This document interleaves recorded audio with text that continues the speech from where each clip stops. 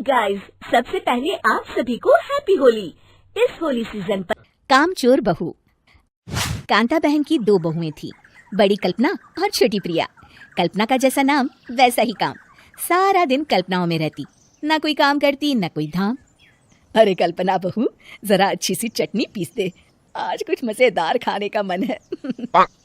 पेट में जलन हो जाएगी माँ जी बुढ़ापे में, और वैसे भी मेरा काम करने का वक्त शाम का है, आप प्रिया को ही बोल दो।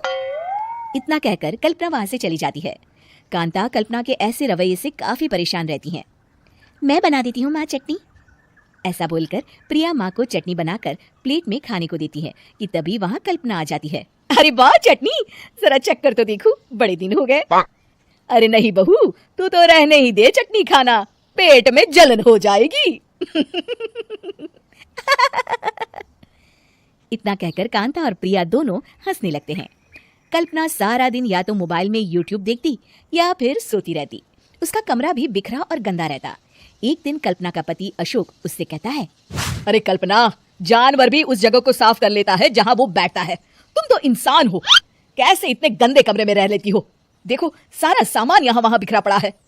ज्यादा अपनी माँ का बोल ना बोलो। हाँ, कमरा तुम्हारा भी तो है, गंदा लग रहा है तो साफ कर लो। पता नहीं तुम्हारे साथ मैं कैसे जिंदगी बिताऊंगा। इतना कहकर अशोक वहां से चला जाता है। कल्पना बस खाना खाने कमरे से बाहर आती और फिर से कमरे में चली जाती। इससे कांता बहन काफी परेशान रहती। एक दिन प्रिया कांता से कहती है, माँ, मैं सारा दिन काम करके थक जाती हूँ, आप कल्पना दीदी से कहिए ना कि सुबह और शाम का काम बांट ले, मैं तो अब सिर्फ एक वक्त का ही काम करूंगी। हाँ।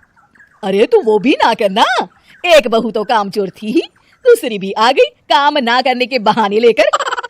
तभी वहाँ प्रिया का पति रमेश आ जाता है। माँ, मैं देख रहा हूँ भाभी कोई काम नहीं करती, प्रिया सारा दिन घर और रसोई का काम करती है, अब कुछ करो ना माँ।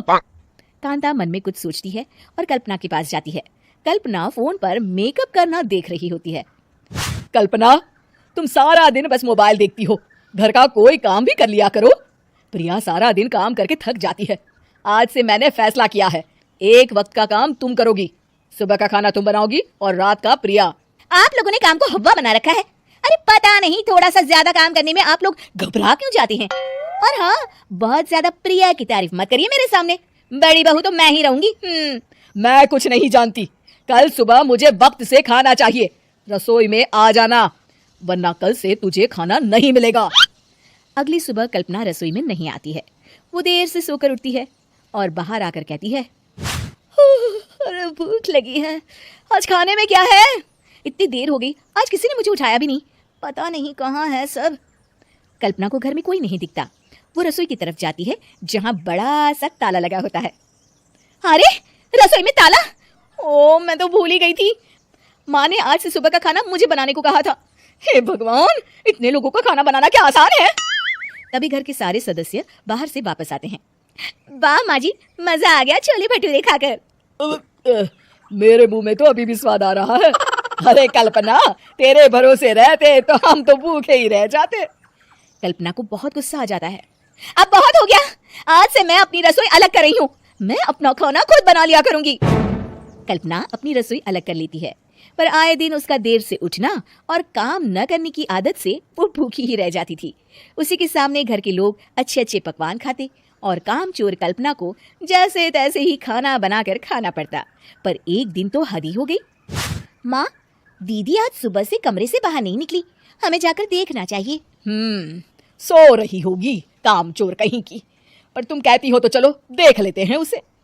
कल्पना कमरे में पेट पकड़कर बैठी होती है।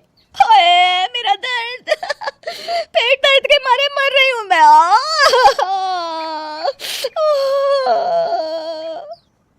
अरे दीदी क्या हुआ, पेट में दर्द क्यों हो रहा है, डॉक्टर को दिखाया आपने?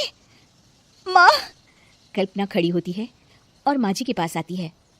मुझे माफ कर दीजिए, अब से मैं सारे काम में मदद करूंगी, कभी आलस और काम चोरी नहीं करूंगी।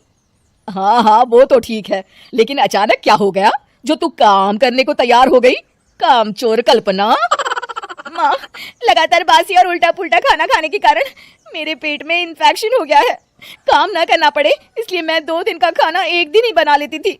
बासी और खराब खाना खाने के कारण लेने के देने पड़ गए। पेट में दर्द हो रहा है। चलो अच्छा हुआ, देर आए दुरुस्त आए।